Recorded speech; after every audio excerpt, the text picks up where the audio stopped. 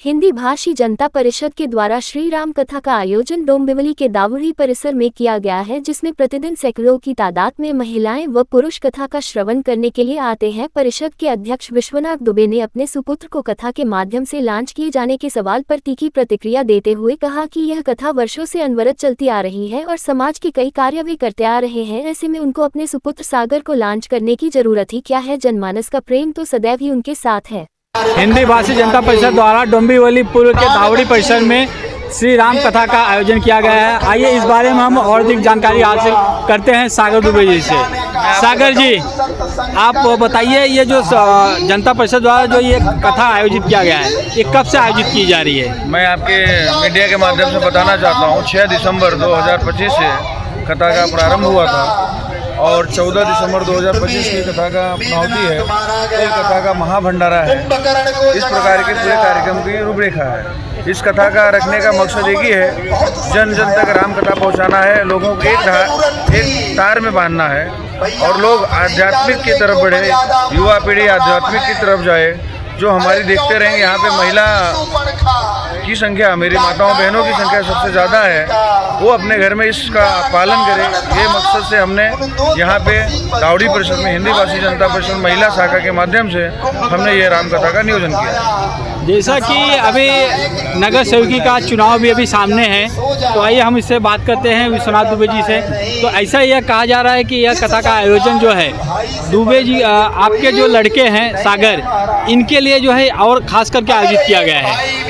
ऐसा है शुक्ला जी कि विश्वनाथ दुबे ने जब राजनीति शुरू की थी तो बहुतों को सांसद बना दिया, बहुतों को विधायक बना दिया।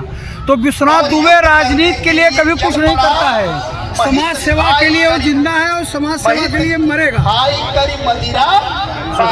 शुक्ला जी हिंदी भाषी जनता परिषद श्री राम कथा पहली बार नहीं करा रही है। जो कोई भी इस तरह की बात करता है सरासर निराधार है। मैं आपको विदित कराना चाहता हूँ, हिंदी भाषी जनता परिषद ने 28 नवंबर 2015 से 6 दिसंबर 2015 तक अंतर्राष्ट्रीय संत श्री प्रेम भूषण महाराज की कथा इसी मैदान में संपन्न कराई है।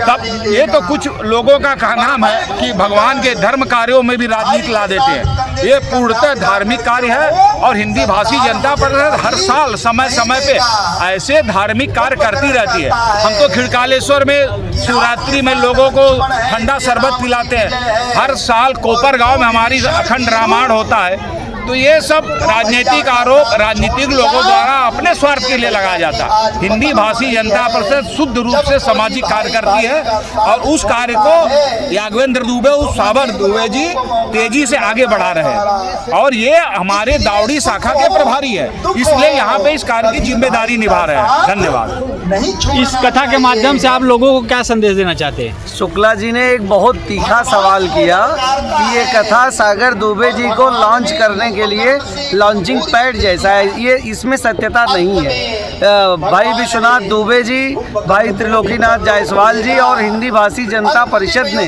तमाम कार्यक्रम किए हैं। पिछले 30 वर्षों से अनवरत यह संस्था समाज का काम कर रही है। ये जो आप बता रहे हैं लोगों के आरोप, ये सरासर राजनीति से प्रेरित हैं, आधारहीन है।